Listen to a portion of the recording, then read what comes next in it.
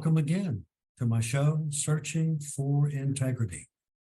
My name really is John Smith, and I'm searching for people with integrity. Because our country, why are we after integrity? Because our country suffers from IDD, integrity deficit disorder. We have as our guest today, Adele Bertei, here to discuss her memoir. And it is titled Twist, an American Girl. I remember Chubby Checkers doing the twist. Yes. Yep, I was a kid when the twist was a popular dance. I've got some information here, and it's all great. I can tell. Had you waited a long time to write the book? Did it take you a long time? It did take me a long time because it was a very difficult book to write, and I had to find the proper voice for it to act as a bit of armor, or what I say in the book is a Trojan horse, to help me move through the war zones of my childhood. I had a very difficult childhood, but I think the most important part of writing the book was for me to find and discover when I was a child what helped me get through the dark moments. You know, I was always looking for the good in people or books or music to help me through. And I felt very fortunate to have been exposed to great poets and the brilliant music of the 1960s and 70s. Well, that part is probably good for you. Yes. From the information that I've read, I looked at the table of contents, and I'm a table of contents guy because it gives me a lot of information, and it gives me an opportunity to look behind, in a sense, just to say. Mm-hmm. So I wanted to ask you, have you been entertaining in your singing any lately? Any gigs? Not any shows. Well, I did a show, I think about 2 years ago in New York City, but I haven't performed lately. And I do have a new recording coming out on March 24th. And so I may start performing again. It really depends. If the record does well, then I will probably do some live dates. It's become very hard for musicians these days because of streaming services in the big corporations like Spotify and all of these places. When we used to make a few cents, at least 5 cents on a radio play in the olden days, since streaming now, Spotify pays maybe 0.00001 cent per play. So they're giving all their money to Joe Rogan. All the money that we're making, they're giving to Joe Rogan to pay him millions of dollars for his podcasts. Right. So, this is just another aspect of how corrupt America has become. And, it's an oligarchy. So it's really hard for artists unless you're incredibly famous. Right. Well, maybe this interview will make you incredibly famous. Let's hope so, John. Thank you. Let's see. I'm looking at a paragraph here that says, at the age of 21, Adele began fronting the punk band, the Wolves, and Pere Ubu? Pere Ubu. Uh-huh. Peter Lochner, yeah. Peter Lochner was a musician in a very infamous band from Cleveland called Pere Ubu, which was based on a French character in an Alfred Jarry novel. And he was involved with, the guys that were more literate in the Cleveland underground music scene. And he discovered me singing, and we started a band together called Peter and the Wolves. And I did write a book about that experience of having been discovered by him and my musical relationship with him. He was my musical mentor. Unfortunately, he died of severe alcoholism at the age of 24, which was a huge blow to me. We had always planned to move to New York together. So after he passed, I moved for us both and started my career in New York City. That's a tough nut to swallow, especially Yes. when it is what it is. I'm very sorry for that. How about the name of the model, the novel? That's not a novel, it's a memoir, Twist. Where'd that come from? It's based on a few things. I created a character name, Maddie Twist, who is my avatar. The reason I used Twist was for a couple of different things from my childhood. One was the musical Oliver Twist, which the nuns in Marycrest, which that was a convent reformatory I attended for a couple of years in Ohio. And they used to make me sing songs from the musical Oliver. But also the Italian men on my father's side of the family referred to my mother as Kitty Twist, which was a character from a Jane Fonda movie called Walk on the Wild Side. And my mother's nickname really was Kitty. So I came up with the name Madeline Twist or Maddie Twist as the character. Well, that's a pretty good character. Thank you. It's I've looked in a lot of reviews you've gotten already, and today's the day. This is the day today that they're going to launch. Yes, and it's a deeply personal story. This is one of the things that the audience would get the benefit of. It's a deeply personal story of learning to overcome trauma and to recognize and embrace yourself as a queer artist at a perilous time when being out meant being under constant threat of ostracism and violence. In that way, it is triumphant. Thank you. I think Lissa did this. Yeah. I wanted to jump over here. Just can't wait to do it. Just do the table of contents. I had fun making up the chapter names. I'm gonna get to that. Exactly. There's a reason for each of those. Yes, there is. Well, let's go with the first one. Peter Pan's Bastardly Beginnings. Would you like me to talk about the chapter? Yeah, sure. Why did you name it Peter Pan? I mean, I know Peter Pan, as most of the world knows Peter Pan. Yes, I think that as a child, growing up and knowing from an early age that, you like girls instead of boys was a really hard conundrum to deal with, because there was there were no mirrors in the culture of queer people at all, except for Peter Pan, who was played by Mary Martin. You probably remember. Sure. And I thought that was extraordinary as a child to see this woman playing a boy, and all of the magic that went along with that beautiful story.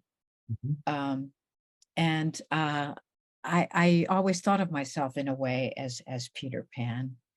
I wish that I could have had the ability to fly when I was a kid.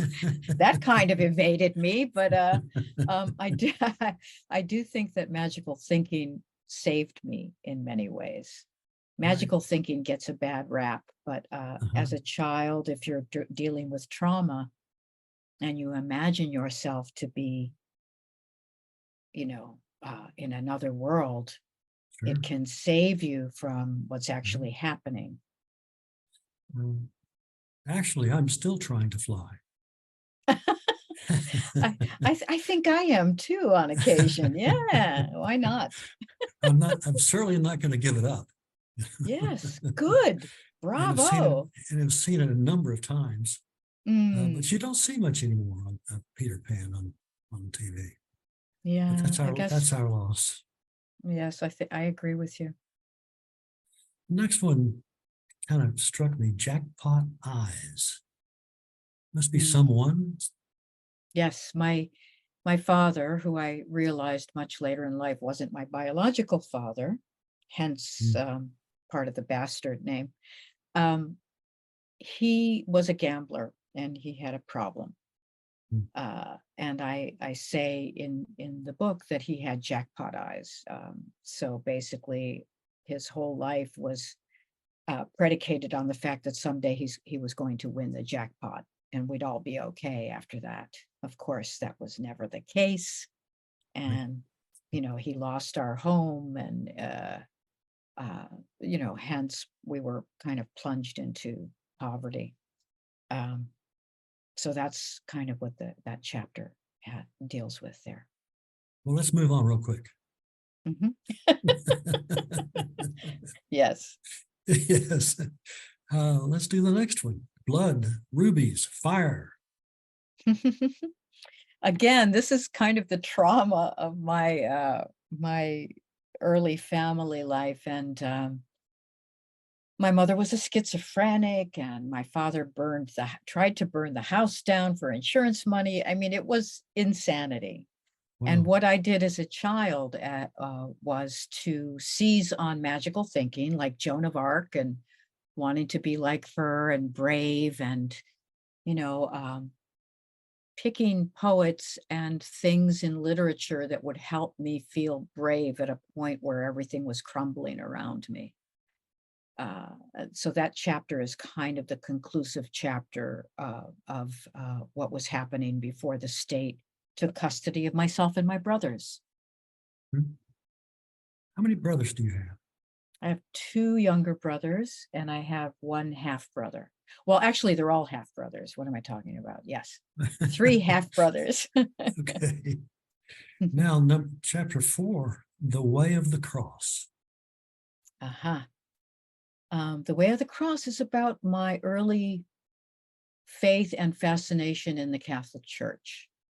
My Italian grandmother would take me to mass, and I read the Bible a lot. I read the lives of the saints, and it gave me a lot of strength as a child. And I was just transported being in a church. I loved the architecture and the feeling of being in church has so much to do with when you think of all the hundreds of thousands of people that go through one of the churches that was built in an earlier century, like the 18th century, Mhm. and how that feels like the actual air is imbued with such holiness from the people that have prayed there for however many decades. And I always felt very safe in churches. I still, to this day, the first thing I do when I go to Europe is I visit churches I've never been to before because they have such incredible churches in Europe. So that is really about my fascination with good and evil as well, with the figures of Jesus and Lucifer and what it meant to what makes people turn cruel or evil. I was very fascinated with that as a child, how to parse, out the two and why people become cruel as opposed to good. We know they're beginning to rebuild the cathedral in Paris. In Notre Dame, That's I'm right. one of the friends of Notre Dame. That's I give money to the church rebuilding Right. organization. Yes. It's a good thing. Hmm. Now, the next one, I'm thinking, the poet killers. Mm. I was in a foster home, the first foster home I was in, and the family had obviously taken me in for the stipend they were paid monthly to take care of a foster child. And I had a very cruel foster sister. I was a teenager. I was 12, going on 13, first year of junior high school, writing poetry. I loved poetry and I loved to write poetry. And she heard that I had insulted her in school and decided she was going to rip up all of my poems. Hmm. And it was the first time in my life that I actually considered taking my own life. Mhm. And that chapter is about that experience, losing my poetry and running away from that specific foster home. Probably a good thing you did there. Yes, it is. Very much so. I'm going to jump over to chapter 12, the disposables. Mhm. The By the way, disposables. Yes. the disposables is the longest chapter in your book. It's 17 pages. Ah, I didn't realize that. Yeah. Wow, John, thank you for reading it and knowing that. I slipped my mind. Yeah, that is about. I was a white girl in a working class milieu in Cleveland, Ohio. My father was a racist. My mother was the opposite. She had incredible compassion and her own personal pain as a schizophrenic. She related to the plight of, civil rights and the Black struggle at that time. Uh, so I didn't know anything about uh, Black people. I'd never been around them. And then I went to this reformatory called Blossom Hill, where it was about 90% Black girls and a few of us white girls. And I realized early on that how much, how much we shared in common, that the divides between Black and white working class people are totally misconceived. We all want the same things. And I think the political think tanks are very, very intent on keeping us separated because they know that if we got together, there would be a revolution in this country. Right. What I experienced in Blossom Hill was that all the girls there, we weren't really delinquents. We were children of dysfunctional families, and most of which were disposed of by our families. We were abandoned kids. And what the system does is if you don't fit into an abusive foster home and you run away, or you become a truant, or become incorrigible in school because of what's going on in your family, or if you're thrown away by your family for systemic reasons of poverty or whatever else, Right. you're considered a juvenile delinquent and you're locked up. Mhm. Therefore, I refer to us in that chapter as the disposables. And I learned so much in that school. And I think that's in that reformatory. And I think that's probably why it's one of the longest chapters in the book. Good. Good. 15, waltzing the GI blues. The I was government issued for once upon a time, so that's what GI Oh, stands for. really? Mhm. Ah, yes, yes. Government Did you issue. which war? Vietnam. You were in Vietnam. Mhm. I have so much compassion for Vietnam vets. The Waltzing the GI Blues is written about a veterans hospital that I worked at as an occupational therapist.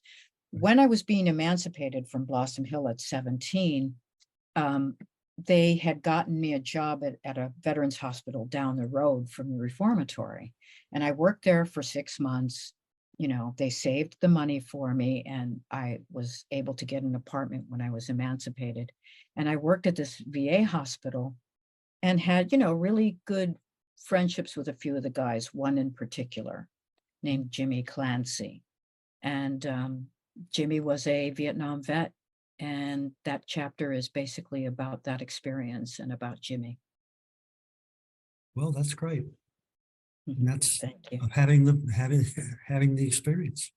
Yes. Something came along, and here it is. Yes. Yes. It's so interesting because I'd had a bad experience with a Vietnam vet as well. Um, and I think part of the book really has to do with learning why people become who they are and having so much compassion for them and for the system that creates so much hardship and sorrow in this country. Yeah, I have a chapter in my book, and the name of the chapter is That You, God? Yes. And every time I think about it, I think it was. It was, exactly. Mhm. God is in other people. Yes. How about 16, the good, the bad, and the lonely? I think that's the chapter about being out on my own for the first time and not knowing how to, have a phone or get an electric bill or any of this, how to take a bus to work. I had a incredibly benevolent man. His name was Hugh Harris, and he was a friend of my mother's. He helped her out once when she was homeless. Mhm. Hugh worked at NASA, and he was the voice of NASA for many of the Really NASA flights. Yes, and interesting. he was such a lovely man, and he passed away recently, and it was really sad because I stayed in touch with him through the years. He helped me find an apartment when I was emancipated, and I had such a chip on my shoulder that I was afraid to call him and ask him for help. So I Hmm. really tried to do everything on my own. Right. And that chapter is about that moment. Fortunately, I lived in a duplex and discovered that I was living below a group of drag queens Uh-oh. who hung out at a drag bar in Cleveland that became my second home. So I was well taken care I bet. of. Now, the last chapter is a certain unknown message here, flying in formation. Mhm. Flying in formation is a metaphor for finding your family or finding your tribe, so to speak, or other people that you resonate with on a deep level. Uh, and I can't really say too much more about that because I might start crying. Well, I'll have you something to cry about or to Uh-oh. think about it. Okay. This is Don't this is make me the cry. it won't. There's a Okay. reason for that. It's the shortest chapter in the book, Hmm. 5 pages. Hmm. So It's I knew it's it. kind I of knew like there. Yeah, it's kind of like tying a little ribbon up on the story, yeah. Yeah. It's kind of like you want to do it, but you do. Um, those are passed on, as you create what you've done here with the book. Hmm. The so many of the reviews have discussed your ability to be a writer, to a real writer. Um, and it's I'm glad for you, very Thank you. very much so. Hmm. Um, I wanted to. One of the reviews was Twist is a dark, demented, horrific, and hilarious shot to the heart of American girlhood. All of these in here are great. And I know that my audience is going to enjoy it as well, but you're going to have to tell them where they go get it. Oh, okay. Well, it'll be, on sale at the Beast, Amazon, but Sure. also, but also it'll be available at bookshop.org, which is a great place to buy books. Um, and your local bookstores should have it, Barnes and Noble, You can also order it from zbooks.com, which is my wonderful publisher. Yeah, pretty much anywhere books are sold, I would imagine you can purchase the book. I've also done recorded an audiobook, so that should also be available on Kindle and also as an audiobook. Right. That's outstanding. It's an audiobook. A lot of people Mm, get to walk their dog. yes. Or go on road trips. That's my favorite thing to do, is listen to audiobooks It on is. road It trips. is. Yeah. Mm. It is. Now, I want to tell my listeners how grateful I am that they tuned in when you were a wonderful guest. Oh, thank you so And much, John. and it's you, and they'll get it too, and they're going to want to buy the book. Thank you Um, so much, John. And also one thing, thank you so much for your service in Vietnam. Thank you. well, there's an old saying when we came home from Nam, and what it was